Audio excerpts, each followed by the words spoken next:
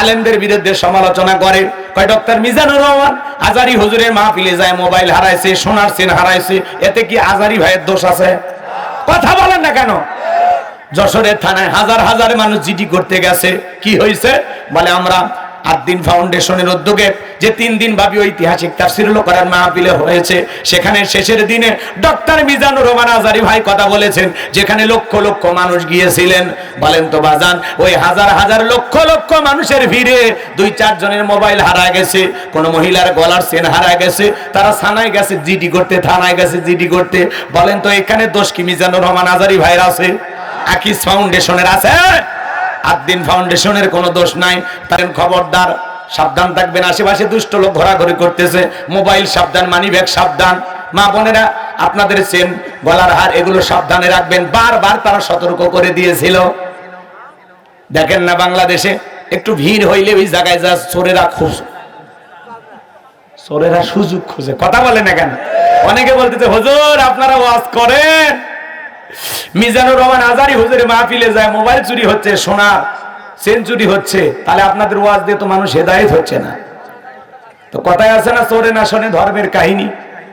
মসজিদ থেকে যে জুতা চুরি হয়ে যায়, কার দোষ? ইমামের দোষ? এ কথা কন নাকি আপনারা? আমরা মসজিদের জুতা চুরি বন্ধ করতে পারিনি। আমি হুজুরের 3 জোড়া স্যান্ডেল চুরি হয়ে গেছে আজ পর্যন্ত। আর আপনি আজারি ভাইকে নিয়ে সব আলোচনা করতেছেন কেন? কেন? আপনার নিজের জিনিস নিজের কি, নিজের জিনিস নিজে কি করা লাগবে? নিজের জিনিস নিজের হেফাজতে রাখা লাগবে। আপনার জিনিস আপনি নিজ দায়িত্বে হেফাজত করবেন। আপনার জিনিসের দায়িত্ব আজারি হুজুর নেবে?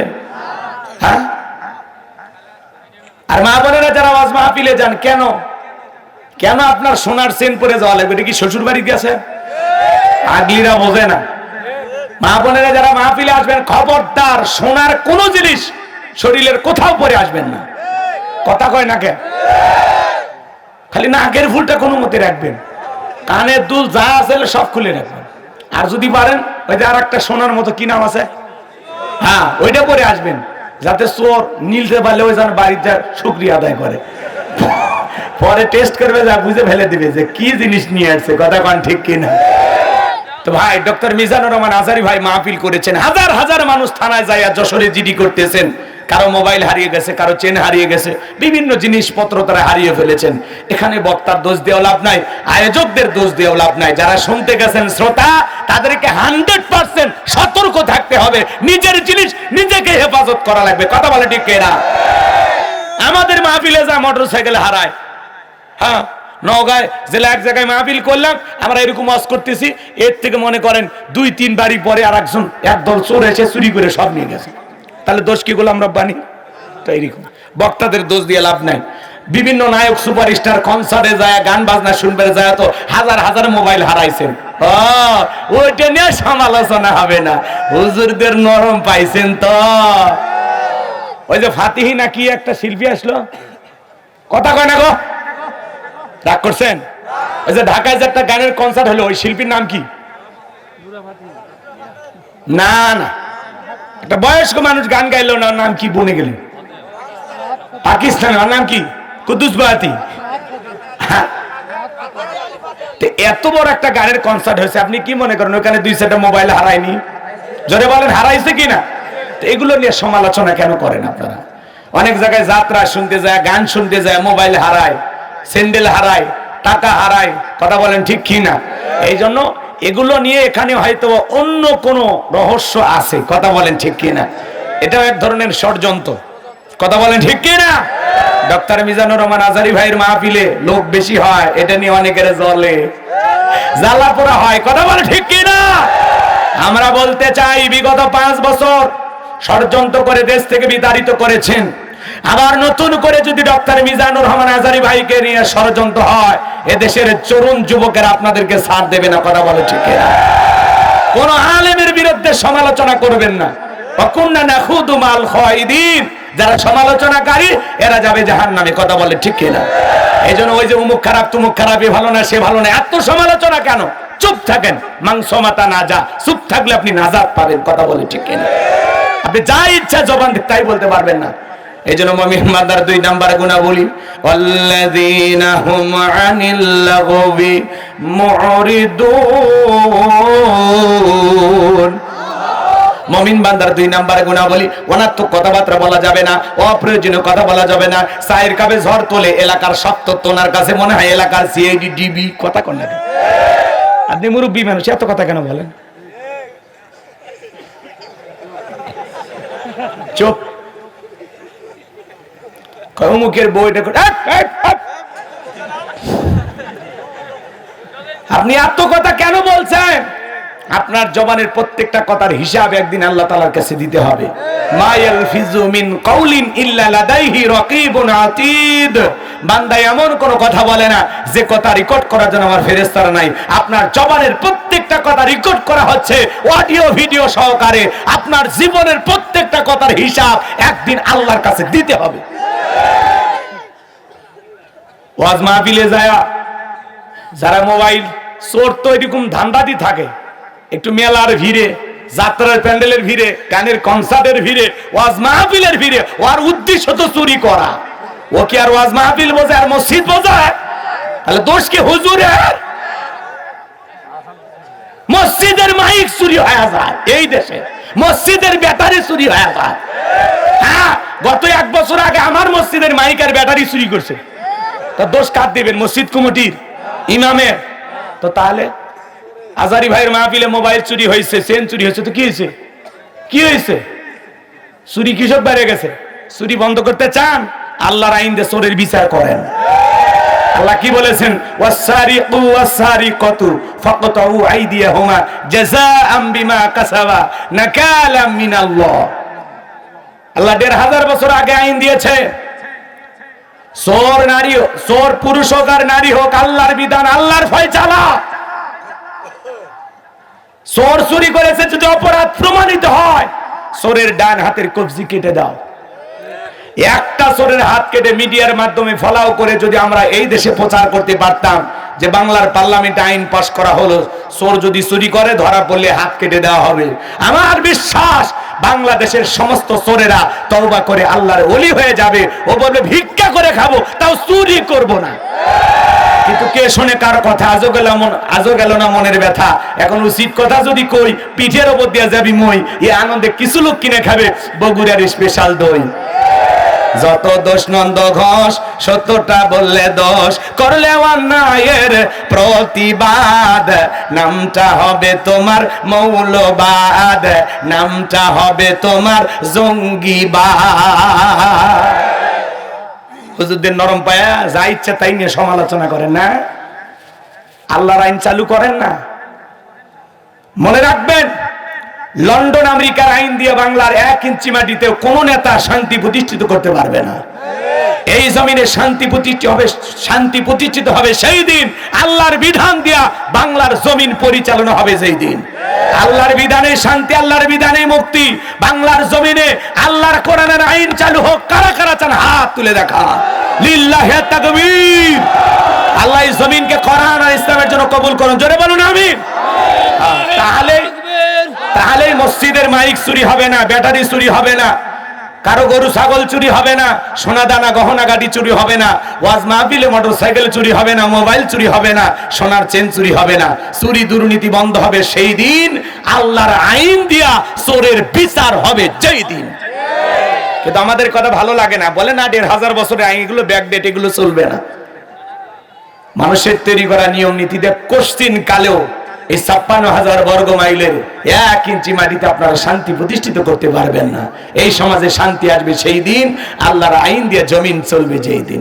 আল্লাহ লাহুল খলক ওয়াল আমর, সৃষ্টি যার, আইন চলবে সে আল্লাহর কথা বলে, ঠিক কিনা? আল্লাহর বিধান এই জমিনে চালু হোক, সবাই চান তো ইনশাআল্লাহ? আল্লাহ কবুল করুন, জোরে বলুন আমিন। তাহলে কি বক্তার দোষ? ডক্টর মিজানুর রহমান আজারি ভাইয়ের দোষ? ওনাকে নিয়ে একটু সমালোচনা, ওনার একটু ভুল ধরার জন্য একেবারে চশমা লাগায় বসে আছে। আজারি সাহেবের কি ভুল ধরা যায়? কথা বলে না কেন? অনেকে ওনার 5 বছরের আগের একটা বক্তৃতার অডিও আর এই নতুন যে ওয়াজ করছে তার একটা ভিডিও দিয়ে এডিট করে সিস্টেম করে ছেড়ে দিয়ে বলতেছে, এই যে দেখেন আজারি হুজুর উল্টাপাল্টা বলতেছে। ভাই, সমালোচনা করবেন আল্লাহর হস্তে, আল্লাহর রাস্তে একটু ভালো হয়ে যান। কাদা সরাসরি করবেন না, সমালোচনা করবেন না। যারা সমালোচনা করে এরা হলো নিচু মনের মানুষ। কথা বলেন ঠিক কিনা? কেন সমালোচনা করেন? মানুষের সমালোচনা করে লাভ আছে? অমুক খারাপ তমুক খারাপ। আরে ভাই, আমার জীবনেই তো ভুলে ভরা। আমি নিজের গুনাহের টেনশনে, অপরাধের টেনশনে ঘুমাইতে পারি না। কথা বলেন ঠিক কিনা? এজন্য আসুন নিজের আত্মসমালোচনা করি, নিজের জিন্দেগির ত্রুটিগুলো তালাশ করি। এক মুমিন আর এক মুমিনের আয়না। কোন ভাইয়ের ভুল ধরা পড়লে তার কাছে যান, সংশোধন করে দেন। সোশ্যাল মিডিয়াতে আমরা সমালোচনা করব না। আল্লাহ যেন এই জাতির সকল ভাইদেরকে হেদায়েত দান করেন। একটু জোরে বলুন আমিন। বিশেষ করে টুবিয়ালা আলেম ওলামা যারা আছেন, ভাই খবরদার, আল্লাহর হস্তে একজন আলেম আর একজন আলেমের বিরুদ্ধে একটি পোস্ট করবেন না ইনশাআল্লাহ। আল্লাহ যেন এই জাতির সমস্ত ভাইদেরকে হেদায়েত দান করেন। একটু জোরে বলেন না আমিন। তাহলে মুমিন বান্দার 2 নাম্বার গুণাবলী, অনার্থক কথাবার্তা বলা যাবে না। মুমিন বান্দা জবান দিয়ে সে কথা বলবে যে কথা বললে সব হয়। অনার্থক কাজ করা যাবে না। মুমিনের টাকা হলে মুমিন সিনেমা হল বানাবে না, যাত্রা গানের আয়োজন করবে না, গানের কনসার্ট দেবে না, মদের বাদ দেবে না, সিনেমা হল বানাবে না। মুমিনের টাকা হলে মুমিন মসজিদ বানাবে, মাদ্রাসা বানাবে, ঈদগাহ মাঠ বানাবে, কবরস্থান বানাবে, রাস্তার মধ্যে ফলের গাছ লাগায় দিবে, পুকুরের ঘাট বানায় দিবে। ওই টাকা দিয়ে গরিব দুঃখী মানুষের মাঝে খাদ্য কম্বল বিতরণ করবে, গরিব দুঃখী মানুষকে টাকা দিয়ে সহযোগিতা করবে। মুমিনের টাকা হলে মুমিন ভালো কাজে তার টাকাকে ব্যয় করবে। মুমিন এই জমিনে ভালো কাজ চালু করবে। কথা বলেন না কেন? আর আমাদের টাকা পাইয়া 4,500 কোটি টাকার যারা ভাস্কর্য বানাইছে, প্রত্যেকটা টাকার হিসাব একদিন আল্লাহর কাছে দিতে হবে। যে দেশের মানুষ ডাস্টবিনের খাবার ঘুরে খায়, রেল স্টেশনে বাড়ি ঘর নাই, ঘুমায়। কথা বলেন না কেন? যে দেশের মানুষ লক্ষ লক্ষ বেকার মানুষ, কর্মস্থানের কোনো ব্যবস্থা নাই, সেই দেশে যারা ভাস্কর্যের নামে বিলাসিতা করে 4,500 কোটি টাকা খরচ করছে। 1-2 টাকা না, 4,500 কোটি টাকা ভাস্কর্য বানায়। কি করছেন? 5 আগস্টে ওই ভাস্কর্যের মাথায় উঠে মানুষ পেশাব করছে। এতে আপনার বাবার সম্মান কমছে না বাড়ছে? এই ভাস্কর্য না বানায়া কত মানুষ খাইতে পারে না, যদি তাদের মুখে খাবার তুলে দিতেন। কত মানুষের বাড়ি ঘর নাই, যদি বানায় দিতেন, মসজিদ মাদ্রাসা বানায় দিতেন। যেই দেশে একজন নারী 500 টাকার বিনিময়ে তার দেহকে বিক্রি করে পেটের ভাত জোগাড় করে, সেই দেশে ভাস্কর্যের নামে বিলাসিতা করে যে টাকা আপনি খরচ করেছেন 4,500 কোটি টাকা, আল্লাহর কাছে আপনাকে জবাব দিতে হবে। ওই টাকা দিয়ে যদি লক্ষ লক্ষ বেকার যুবক তাদের কর্মস্থানের ব্যবস্থা করে দিতেন, আপনার বাবার কবরে সব পৌঁছে যেত। এই জন্য মুমিনের টাকা হলে মুমিন ভালো কাজ করবে, ভাস্কর্য বানাবে না। ভাস্কর্যের সংস্কৃতি এটা মুসলমানের না, এটা ইহুদি মুশরিকদের কালচার। কথা বলে ঠিক কিনা? রাস্তার মোড়ে লিখে রাখেন সুবহানাল্লাহ, আলহামদুলিল্লাহ, আল্লাহু আকবার, লা ইলাহা ইল্লাল্লাহ। যত মানুষের নজর পড়বে, মালিককে স্মরণ করবে, সেও সব পাবে। যে এই জায়গায় এটা লিখে রাখছে সেও সব পাবে। সুবহানাল্লাহ বলেন। রাগ করেন নাকি? বিরক্ত হন? হইলে আমার সমস্যা কি? যারা এই দেশের লুটপাট করেছে, দুর্নীতি করেছে, আজকে তাদের জন্য অনেকেরই মায়া কান্না আসে না? না, কথা বলেন। কেন পালিয়ে গেলেন, হারিয়ে গেলেন? এরকম তো কথা ছিল না। কথা বলেন না কেন? আমরা বারবার বলেছি আপনি থাকেন। আমরা চাইছিলাম ম্যাডাম খালি পদত্যাগ করেন। আল্লাহ বলে কিসের পদত্যাগ? এরা যে অন্যায় অপরাধ করেছে, শুধু পদত্যাগ না, আমি আল্লাহ এদেরকে দেশ ত্যাগ করতে বাধ্য করবো। ইন্না বাতশা রাব্বিকা লাশাদীদ। আল্লাহর পাকড়াও বড় কঠিন। আল্লাহ ধরে না, যেদিন ধরবে বাপ ডাকার টাইম দেবে না। কথা বলে ঠিক কিনা? আজকে দেশ থেকে পালিয়ে গেছে। আমাদের ঈশ্বর চাচাকে বলে আই স্বৈরাচার শাসক, উনি ক্ষমতার থেকে পদত্যাগ করে জেলে গেছে, দেশ ছাড়েনি। বাপের বেটা। কথা বলেন। দেশ নেত্রী বেগম খালেদা জিয়া জেল খাটছে, অসুস্থ হয়ে দেশে পড়ে আছে, দেশ ছাড়েনি। বাপের বেটি। আর আপনি নিজের মুখে বলতেন পালাবো না। আপনাকে এই দেশের মানুষ বলতো মমতাময়ী প্রধানমন্ত্রী। এভাবে আমাদেরকে ফেলে কেন একা চলে গেলেন? আবার মাঝে মাঝে আমাদেরকে কল দিয়ে খোঁজ খবর নেয়, আমি সুযোগ পেলে চট করে ঢুকবো। ঢুকবে নিতে বের হলেন কেন? কথা বলেন না কেন? আমরা বলি আপনি আসেন, এই দেশ আপনার বাবার, এই দেশ আপনার স্বামীর, অবশ্যই আপনি আসবেন। কথা বলে ঠিক কিনা? ববু আইবা, তুমি আইবা গো, সেই দিন আইসা বুবু ক্ষমতা পাইবা না। ও বুবু আইবা, তুমি আইবা গো, সেই দিন আইসা বুবু ক্ষমতা পাইবা না। খোঁজ নাই বুবু কাদের কাকার, অবস্থা খারাপ দরবেশ বাবার, হাউন আঙ্কেল এখন সামনেও আসে না। নেতা কর্মী সব জেলের ভিতর, আমি আসি ডরের ওপর, কখন জানি আসে গ্রেফতারি পরোয়ানা। বুবু আইবা তুমি আইবা গো, সেই দিন আইসা বুবু চিয়ার পাইবা না। কে সিদ্ধান্ত নেন। আর যাই হোক, কোন নারীকে প্রধানমন্ত্রী বানানো যাবে না। মেয়েদের রাগ বেশি, জেদ বেশি, স্বামীর সাথে ঝগড়া লেগে হাড়ি পাতিল ভেঙে ফেলে দেয়, স্বামী তুলে আছাড় মারে। আর ওরা যদি একবার শান্তির জায়গা পায়, জীবন চলে যাবে, জায়গা ছাড়বি না। আর নিজের শান্তির থাকার জন্য পুরো দেশে আগুন লাগাই দিবে। এই জন্য বুঝে শুনে কাজ করবে। কি অনেক ওটা বসা কর, কয়টা বাজে? 1টা বেজে গেছে। খালি আবেগ, 1টা 2টে। থামেন ভাইরা আমার। তাহলে মুমিন বান্দার 2 নাম্বার গুণাবলী, জবান দিয়ে সে কথা বলবে যে কথা বললে সব হয়। মুমিন বান্দার সমাজে সেই কাজ চালু করবে যেই কাজ চালু করলে সব হয়। মুমিনের টাকা ভালো কাজে ব্যয় হবে। কথা বলেন ঠিক কি না? ভালো করে বুঝবেন। হে যুবক, মুমিন বান্দার 2 নাম্বার গুণাবলী, অনার্থক জিনিস কান দিয়ে শ্রবণ করা যাবে না। কানের ভিতর ইয়ারফোন লাগায় তুমি গান শোনো, রূপবানের আছে কোমর দোলায়া, আল্লাহর ফেরেশতারা কবরে নিয়ে পিটাবে ঝোলাইয়া ঝোলাইয়া।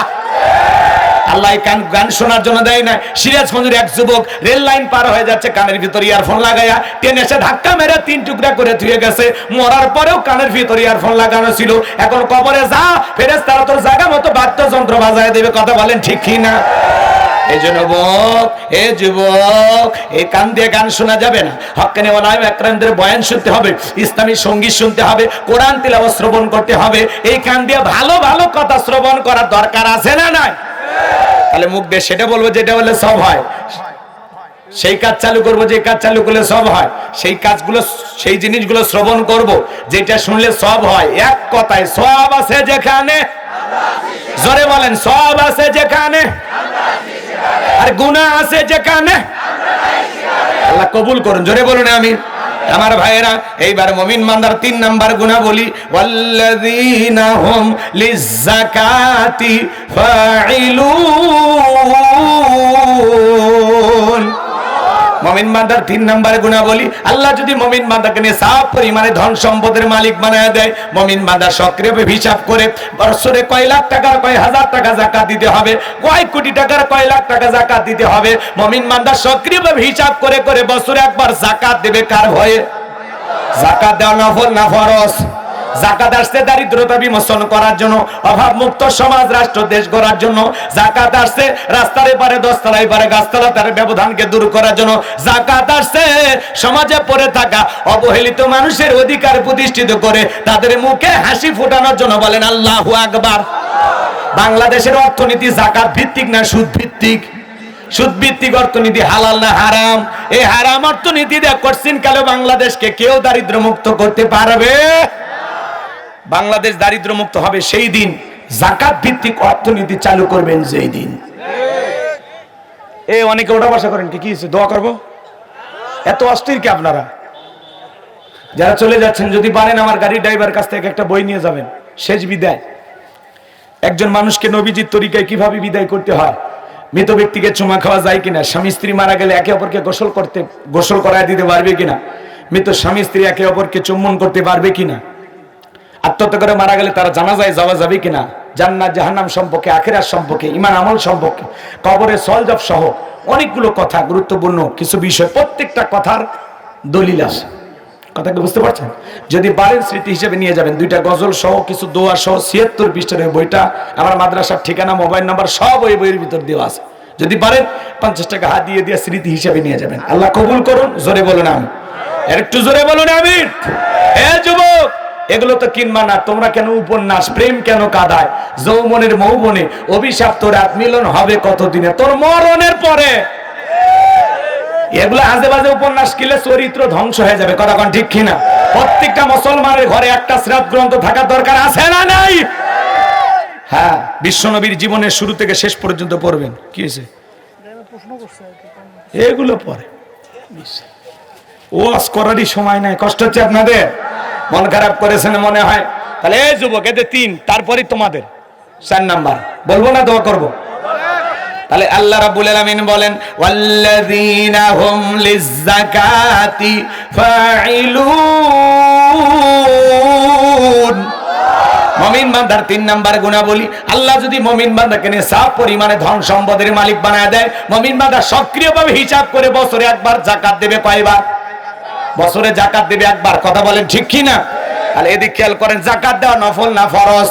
নামাজ আদায় করা যেমন ফরজ, যাকাত দেওয়া তেমনি ফরজ। কথা বলেন ঠিক কি না? এদিকে একটু কান লাগান। তাহলে বাংলাদেশের অর্থনীতি যাকাত ভিত্তিক না সুদ ভিত্তিক? যদি বলেন সুদ ভিত্তিক অর্থনীতি, হালাল না হারাম? এই হারাম অর্থনীতি দিয়ে বাংলাদেশকে পরিবর্তন করা সম্ভব নয়। এই জন্য বাজান যাকাত ভিত্তিক অর্থনীতি চালু করা লাগবে। আর এই যাকাত, এদিক খেয়াল করেন, যাকাত ভিত্তিক অর্থনীতি চালু করার পরে একটা যাকাত মন্ত্রণালয় চালু করতে হবে।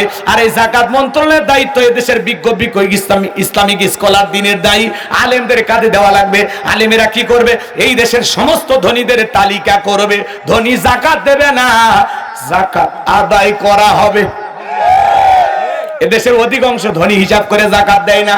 উনি ধনী মানুষ, যাকাত আছে 1 কোটি টাকা, কোন মতে 5-10 লাখ টাকা যাকাত দিয়া নিজের 90 লাখ টাকা যাকাত নিজেই মারিয়া খায়।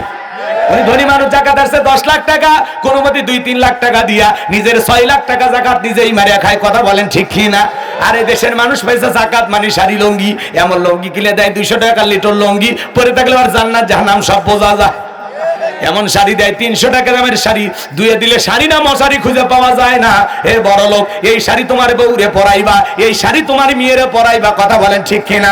যাকাত মানে শাড়ি লুঙ্গি না। হযরত ওমর ফারুক ডেকে বলেন, তোমরা যাকাতের অর্থ এমন ভাবে দাও যাতে ওই ব্যক্তি যাকাতের জন্য আর কারো দুয়ারে হাত না বাঁধে। এই ছেলেটা বেকার বসে আসে, যাকাতের 1.5 লাখ টাকা দেয়া, ওরে দারিয়াপুর বাজার একটা দোকান ধরায় দেন। আল্লাহ যদি চায় 5-7 বছর ব্যবসা করে ও নিজেও ভবিষ্যতে যাকাত দেবে। এই ছেলেটা বেকার বসে আছে, যাকাতের 1.5 লাখ টাকা দিয়ে একটা অটো ভ্যান কিনে দেন, রিক্সা কিনে দেন। ওইটাতে তার কর্মস্থানের ব্যবস্থা হলো, বেকার থাকলো না। 500-700 টাকা দৈনিক একটা ইনকামের ব্যবস্থা হলো। কথা বলেন।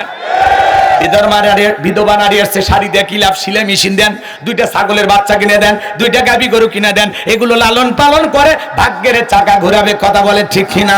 যাকাতের অর্থ দিয়ে মানুষের কর্মস্থানের ব্যবস্থা করা লাগবে। এই জন্য এই দায়িত্ব আলেমদেরকে দেওয়া লাগবে।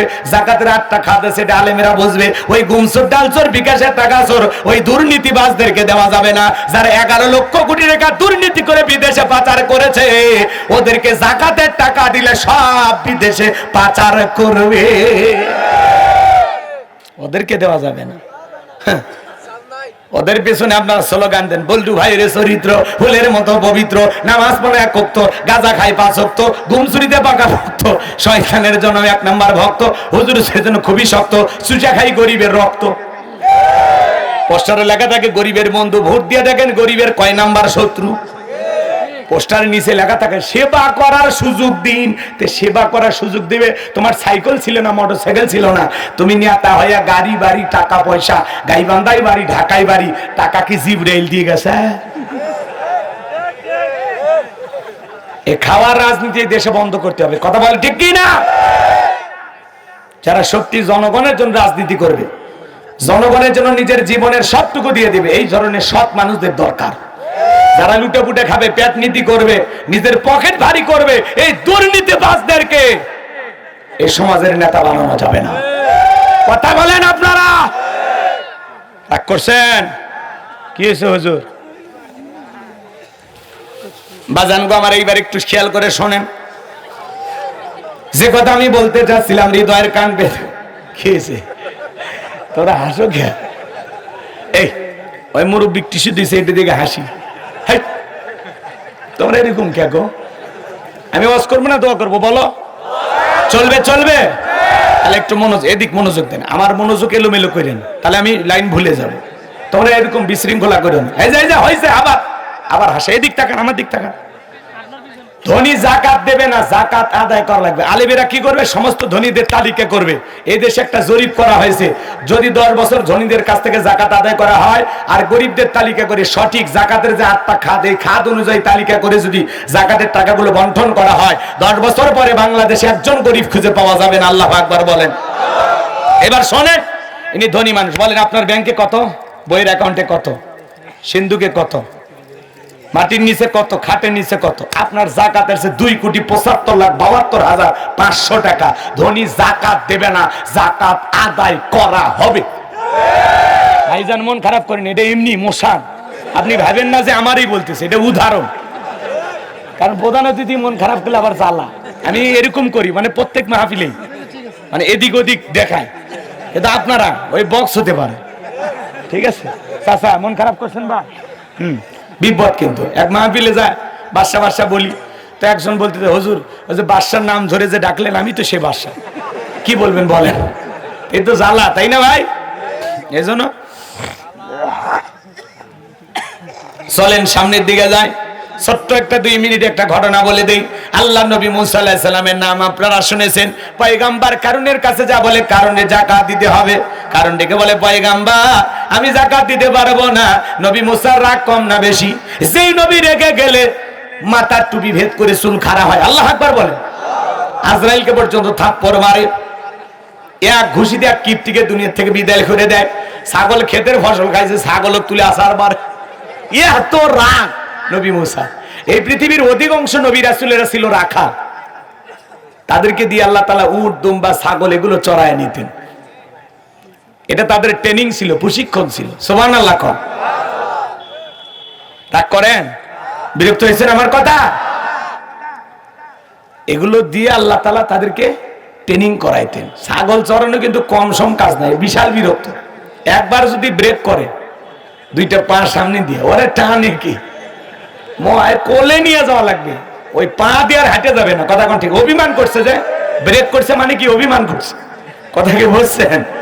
হাই রে ভাই, ছাগল ছোটবেলায় আপনারা তো 2-1টা চালাইছেন নাকি? হ্যাঁ, যারা চালাইছে মানে ছাগল চড়ানোর কাজ করছেন ওরা বোঝে। রাগ করতেন আপনারা? বিরক্ত হন? সামনের দিকে যায় ভাইরা আমার। নবী মুসা রাগান্বিত চেহারা দেখে কারণ ডেকে বলে, পয়গম্বর কত টাকা দিতে হবে? নবী মুসা বলে, শতকরা 2.5%। বলে ঠিক আছে, আপনি একটু যান, আমার একটু হিসাব নিকাশ করার সুযোগ দেন, পরবর্তীতে আপনাকে জানানো হবে। নবী মুসা চলে গেলেন। এইবার কারণকে আল্লাহ তাআলা এত সম্পদ দিয়েছিল বাজান, 70টা উট লাগতো চাবি বহন করতে। চাবি যদি এত হয় তালা কত, আর তালা যদি এত হয় সিন্ধুকে মাল কত? ছোট মাথায় ধরবে না। এইবার কারণে হিসাব নিকাশ করে দেখে এত পরিমাণে জাকাতের টাকা আসতেছে, কয়েক হাজার কর্মচারী দিয়েও সারাদিন সারা রাত যদি জাকাতের টাকা দেওয়া হয়, এরপরে টাকা শেষ হবে না। এমনি তো কৃপন পায়ে স্যান্ডেল দেয় না, ক্ষয় যাবে বলে, গায়ে জামা পরে না ছিঁড়ে যাবে বলে, সেই কৃপন কি এত টাকা জাকাত দিতে পারে না? সে একটা গভীর ষড়যন্ত্র করলো। এলাকা একটা 2 নাম্বার মহিলা ছিল, নাম হলো সবদা। সবদা নামের প্রতিদের কাছে বলে, সবদা রে 2 বস্তা তোরে টাকা দেবো অ্যাডভান্স হিসেবে, আজকে 1 বস্তা টাকা দিলাম, আগামীকালকে সাক্ষী দেওয়ার পর আর 1 বস্তা টাকা দেব। বিনিময়ে আল্লাহ নবী মুসা আলাইহিস সালাম যে মজলিসে দাঁড়ায়া মানুষদেরকে আল্লাহর প্রতি আহ্বান করবে, ওই ভরা মজলিসে দাঁড়ায়া একবার শুধু বলবি, মুসা নবী দিনের বেলা ওয়াজ করে আর রাতের বেলায় আমি সবদার সাথে রাত কাটাই। বাস এতটুকু কথা বললে যথেষ্ট, বাকি যা করার আমি করব। সবদা যেহেতু 2 নাম্বার মহিলা রাজি হয়ে গেল, পরের দিন সকালবেলা আল্লাহ নবী মুসা আলাইহিস সালাম হাজার হাজার জনতার সামনে আল্লাহর পথে আহ্বান করতেছেন, আল্লাহর পথে মানুষকে দাওয়াত দিতেছেন। সবদা এবার মুসা নবীর আলোচনা শোনার পরে পাষাণ হৃদয় গইলা চোখ দিয়ে পানি ঝরতেছে। জোরে বলেন মারহাবা। কারণ বলে তাড়াতাড়ি দাঁড়াওয়ালা একটু শনিবার সন্ধ্যে দেওয়া যাবে না। 2 জন লোক পাঠা দিল, যা সবটাকে ধরে জোর করায় দাঁড় করায় দিল। যখন কারণ লাভ মেরে দাঁড়ায় বলে, মুসা ওয়াজ বন্ধ কর। টাকা দেখ 2 নাম্বার মহিলা দাঁড়াইছে। মহিলাটা 2 নাম্বার না 1 নাম্বার? মুসা নবী কি জানে? রতনে রতন সেনে কথা বলেন, ঠিক কিনা? আজ যখন আলেম ওলামা হক কথা বলে, সুদের কথা বলে, ঘুষের কথা বলে, জিহাদের কথা বলে, আল্লাহর জমিনে আল্লাহর আইনকে প্রতিষ্ঠিত করার কথা বলে, একামতে দিনের কথা বলে, তাদেরকে টার্গেট করে বলা হয়, হুজুর আপনার ওয়াজ লাইন ছাড়া, হুজুরের ওয়াজ লাইন ছাড়া না, তোমার জীবন লাইন ছাড়া, তুমি একটা তার সেরা। কথা বলেন। মসজিদের মেম্বারে দাঁড়িয়ে সুদের কথা বলা যায় না, সুদ করে সভাপতি হুজুর আমি এই ব্যবসার সাথে জড়িত, খামাখা আমার নাম কেন নিচ্ছেন? আছে না নাই? আজকে কিছু বলা যায় না, বাজান বললেই মনে করে মনে হয় আমারই কইল। কথা কন। বিরক্ত হইছেন? বলবো, রাগ করবেন না আমার ভাইরা। যে কথা বলতে যাচ্ছিলাম গভীর মনোযোগ দিয়ে শুনবেন। এই দুনিয়ার জমিনে, বাংলার জমিনে বাণিজ্য মেলার নামে রাত 12টার পরে নর্তকীর গায়ে একটা সুতার কাপড় থাকে না, ওখানে 140 পরে জারি করা হয় না। যারা বাংলার জমিনে ওয়াজ মাহফিলে তাফসীর মাহফিলে আলেমদের কথা বলতে দেয় না, বাধা দেয়, 140 পরে জারি করে কোরআনের তাফসীর মাহফিল বন্ধ করে দেয়, আমার বিশ্বাস ওদের জন্ম মুসলমানের ঘরে হতে পারে না। কোরআন বন্ধ করবে যারা আবু জেহেলের অনুসারী তারা। وقال الذين كفروا لا تسمعوا لهذا القرآن والغوا فيه لعلكم تغلبون। কাফেরদের স্লোগান, খবরদার তোমরা কোরআন শ্রবণ করো না। যেখানে নবী মুহাম্মদ সাল্লাল্লাহু আলাইহি সাল্লাম কোরআনের আলোচনা করবে, কোরআন তেলাওয়াত করবে, ওই জায়গায় হট্টগোল সৃষ্টি করবে, তালি বাজাবা, শীষ দিবা, যেভাবেই হোক যদি কোরআনের কথা বন্ধ করতে পারো, আমরা কাফেররা বিজয় লাভ করব। জোরে কোন নাউজুবিল্লাহ। কোরআন বন্ধ করে টিকে থাকতে চায়, ওরা পারবে না। আবু জেহেল পারেনি, উতবা সাইবা পারেনি। আজও যারা কোরআন বন্ধ করে আলেমদেরকে কষ্ট দিয়ে জুলুম করে নির্যাতন করে টিকে থাকতে চায়, ওরাও টিকতে পারবে না। কথা বলেন না কেন আমার ভাইয়েরা? নবী মুসা অবাক ভাবে তাকিয়ে আছেন। এইবার কারণ ডেকে বলে, সদ্দা তোমার যা বলার তুমি বলো, আমি তোমার সাথে আছি। সবটা ডেকে বলে, কারণ তুমি বৈশা পড়ো, আমি যেহেতু দাঁড়িয়েছি বলার জন্য আমাকে বলতে দাও। এইবার ডেকে বলে, জনগণ শোনো দিয়া মন, আমি জীবনে কোনোদিন মুসা নবীকে দেখি নাই। আজকে মুসা নবীর আলোচনা শোনার পরে পাষাণ হৃদয়ে গইলা চোখ দিয়ে পানি পড়তেছে। আমি সিদ্ধান্ত নিয়েছি আর জীবনে কোনোদিন খারাপ কাজ করব না, অশ্লীল কাজ করব না। আমি তওবা করে ঈমান গ্রহণ করব। নবী মুসার আলোচনা শুনে একটা পতিতা ভালো হয়ে গেল। আলেমদের শুনে বেনামাজি নামাজি হয়ে যায়, সুদখোর ঘুষখোর ভালো হয়ে যায়, বেপরদায় চলা মা বোনেরা পর্দা করে, চোর ডাকাত ভালো হয়ে যায়, দাড়ি কাটা যুবকটা দাড়ি রাখে। হক্কানি ওলামায়ে কেরামদের বয়ান শুনে অনেক মানুষ পরিবর্তন হয়। এদেশের যতটা মানুষ সভ্য ভদ্র বিনয়ী আছে, যতটুকু ইসলাম মানে শুধুমাত্র মসজিদের বয়ান আর এই ওয়াজ মাহফিলের কারণে। এই দেশে যদি মসজিদের বয়ান আর ওয়াজ মাহফিল বন্ধ হয়ে যায়, এই দেশের মানুষ লন্ডন আমেরিকার মতো হাফ প্যান্ট পরে ঘোরাফেরা করবে। যতটুকু ভদ্র আছে শুধুমাত্র এই দাওয়াতি প্ল্যাটফর্মের কারণে। করেন এবার শোনেন ভাইয়েরা আমার, সবটা বলতেছে জনগণ এ কারণ কেন লাফালাফি করে আপনারা জানেন। গোপন তত্ত্ব ফাঁস করে বলতেছে, গতকাল রাত্রিতে আমার বাড়িতে গিয়েছিল, 2 বস্তা টাকা দিবে বলে ওয়াদা করেছে, অ্যাডভান্স হিসেবে 1 বস্তা টাকা দিয়েছে, আজকে সাক্ষী দেওয়ার পর আর 1 বস্তা টাকা দিবে। বিনিময়ে আমাকে এই কথা বলতে হবে। নবী মুসা দিনের বেলা ওয়াজ করে আর রাতের বেলা আমি সবদার সাথে রাত কাটাই। আপনাদেরকে সাক্ষী রেখে বলতেছি, মুসা নবীর চরিত্র ফুলের চাইতেও পবিত্র। ওই কারণ হলো আমি সবদার নিয়মিত ভক্ত। বলুন আল্লাহু আকবার। আল্লাহু খায়রুল মাকিরিন।